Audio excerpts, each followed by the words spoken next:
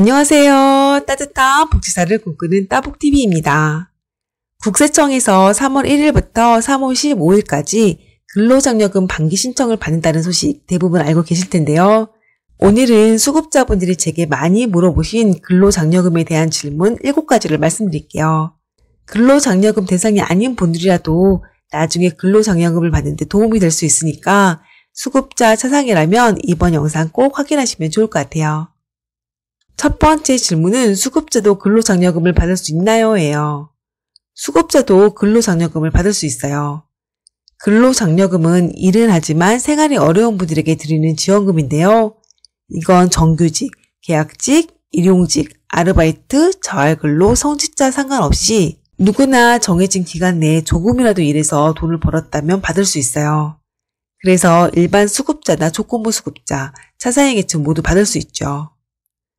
그럼 이번에 근로장려금 반기 신청을 해도 되는지 궁금하실 텐데요. 근로장려금은 원래 전년도 총 소득에 대한 부분을 5월에 신청해서 9월에 받는 것이었어요. 예를 들어 작년 1월에 일해서 번 소득에 대한 근로장려금은 올해 9월에 받을 수 있죠. 그런데 이렇게 하니까 소득이 생긴 시점과 근로장려금을 받는 시점 사이의 기간이 너무 긴 거예요. 그래서 3년 전에 반기 신청을 추가로 더 만들었어요. 그래서 작년 1월부터 6월까지의 소득은 9월에 신청해서 12월에 받고 작년 7월부터 12월까지의 소득은 올 3월에 신청해서 6월에 받을 수 있어요. 이렇게 하니까 근로장려금을 받는 분도 돈이 필요할 때 받을 수 있고 소득과 지급 시점과의 차이도 얼마 안 나니까 더 좋죠. 정부 입장에서도 근로를 장려하기 더 낫고요. 그런데 반기 신청은 반기별로 소득을 파악할 수 있는 근로소득자만 신청할 수 있어요. 또 근로소득자라고 하더라도 작년 9월에 상반기 신청을 하신 분은 따로 신청하지 않아도 돼요.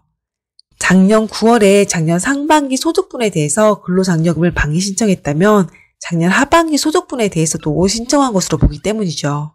그런데 만약 자영업을 하신다거나 종교인이라거나 근로소득자이지만 사업소득이나 종교인 소득도 있다면 소득이 매달 다를 수 있어요. 그래서 이러한 경우는 이번 반기 신청할 때에는 근로장려금을 신청할 수 없고 5월 정기 신청기간에 신청하셔야 돼요. 세 번째 질문은 자활근로를 해도 근로장려금을 받을 수 있는지예요. 아마 조건부 수급자나 차상위계층인 분들이 여기에 많이 해당하실 텐데요. 희망근로나 자활근로 사업에 참여해서 받는 급여는 근로소득으로 보기 때문에 근로장려금을 받을 수 있어요. 네 번째 질문은 근로장려금을 받으려면 1년에 최소 얼마를 벌어야 하는지에 대한 질문이에요. 근로장려금에서 말하는 가구원 구성은 단독가구, 헛벌이 가구, 맞벌이 가구로 나뉘는데요. 단독가구는 1년에 최소 4만원, 헛벌이 가구는 44,000원, 맞벌이 가구는 1년에 600만원 이상 벌어야 근로장려금을 받을 수 있어요. 근로장려금을 받는다고 하면 엄청나게 일을 해야 받을 수 있을 거라 생각하는데 꼭 그렇지만은 않은 거죠. 제 유튜브에는 단독가구나 헛벌이 가구가 많으실 텐데요. 1년에 4만원가량만 벌면 근로장려금으로 10만원을 받을 수 있어요. 10만원이면 4만원의 2.5배에 해당하는 금액인데요. 이게 큰 돈은 아니지만 그래도 없는 것보다는 나으니까 상황이 되시는 분은 조금이라도 일해보시면 어떨까 하는 생각이 들어요. 근로장려금을 받을 수 있는 최소소득은 이렇고요.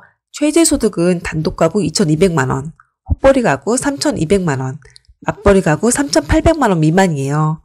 작년보다 각각 200만원씩 오른 금액인데요. 그래서 이전보다 30만 명이 근로장려금 혜택을 더 받을 수 있게 됐어요. 다섯 번째 질문은 근로장려금으로 얼마 받을 수 있는지예요. 근로장려금은 모든 사람이 똑같이 받는 게 아니에요. 가구원 구성이 어떻게 되는지, 총 급여액이 얼마인지에 따라서 받을 수 있는 금액이 다르기 때문인데요.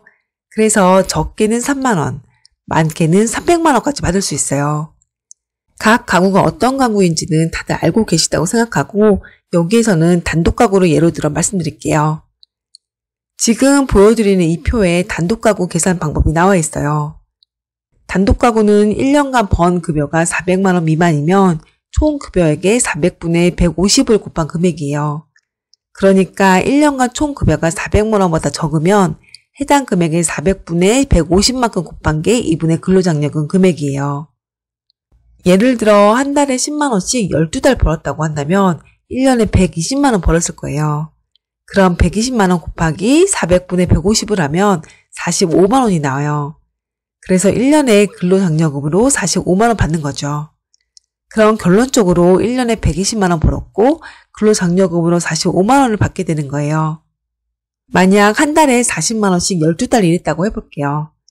그럼 1년에 480만원 번 건데요. 400만원에서 900만원 미만까지는 똑같이 150만원 받거든요. 그래서 근로장려금으로 150만원 받아요. 만약 한 달에 80만원씩 12개월 일했다고 해볼게요. 참고로 기초생활보장제도에서는 한 달에 80만원씩 번다고 해도 근로소득 공제를 30% 해줘서 소득을 56만원으로만 산정해요. 그래서 재산이 기준보다 적다면 소득이 이 정도라도 수급자가 될 수 있어요. 참고해 주시고요. 이렇게 한 달에 80만원씩 12개월 일했다면 1년에 960만원 벌어요. 이 금액에서 900만원을 뺀 금액에 1300분의 150을 곱하면 69,230원 정도가 나오는데요. 150만원에서 이 금액을 빼요. 그럼 143만원가량이 나오는데 이 금액을 근로장려금으로 받을 수 있어요. 그럼 1년에 만원 정도만 벌어도 근로장려금을 받을 수 있을까요? 그건 안 돼요. 국세청에서는 이 계산법에 따라 계산한 금액이 15,000원보다 적다면 근로장려금이 없다고 보거든요.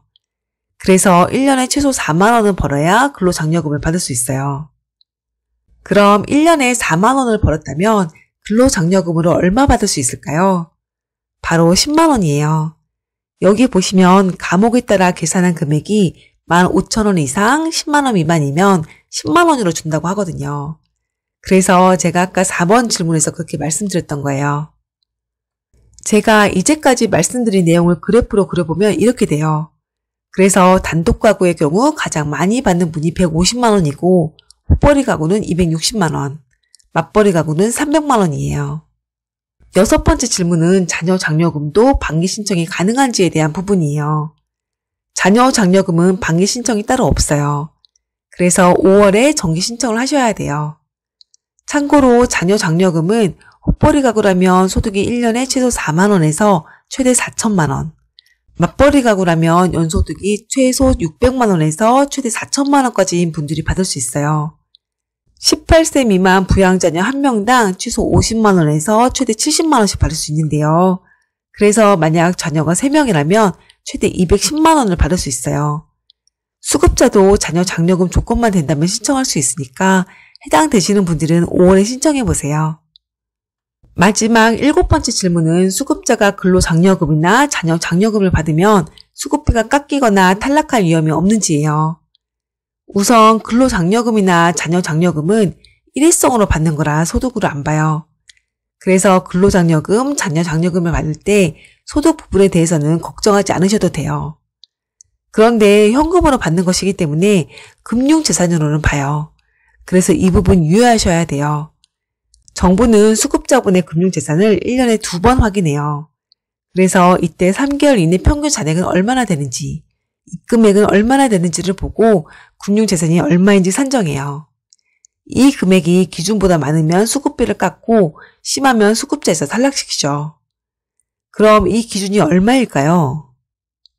먼저 장려금을 받아도 금융재산이 500만 원을 넘어가지 않으면 괜찮아요. 정부는 수급자라고 하더라도 500만 원 정도는 비상용으로 가지고 있어도 된다고 생각해서 금융재산에서 500만 원은 공제해 주거든요. 그래서 예금, 적금, 주식, 펀드, 보험, 해지금 등으로 500만 원까지 갖고 있어도 금융재산이 없다고 봐요. 만약 장려금을 받았더니 갖고 있는 금융재산이 500만 원을 넘게 됐다 하면 그 다음에 수급자 가구의 전체 재산에서 금융재산 500만 원을 뺀 금액이 기본 재산액을 넘었는지 확인해 보세요. 예를 들어 부산에 사는 어떤 분이 근로장려금으로 100만 원 받았다고 해볼게요. 그랬더니 이분의 금융재산이 600만 원이 되었고 총 재산이 7천만 원이 되었어요. 부산과 같은 대도시의 경우에는 기본 재산액이 6,900만 원이고 금융재산으로 500만 원이 공제돼서 최대 7,400만 원이 공제되는데요. 그래서 이분의 경우에는 근로장려금 100만 원을 받아도 수급비에 아무런 영향이 없어요. 오늘은 여러분이 제게 근로장려금에 대해 자주 물어보셨던 질문 7가지에 대해서 말씀드렸어요. 1년에 4만 원 이상의 소득만 있다면 근로장려금을 신청할 수 있고 근로장려금은 소득으로 보지 않는다는 점 참고해주세요. 그럼 오늘은 여기까지 하고 다음 시간에도 뵐게요. 남은 하루도 행복하고 즐겁게 보내세요.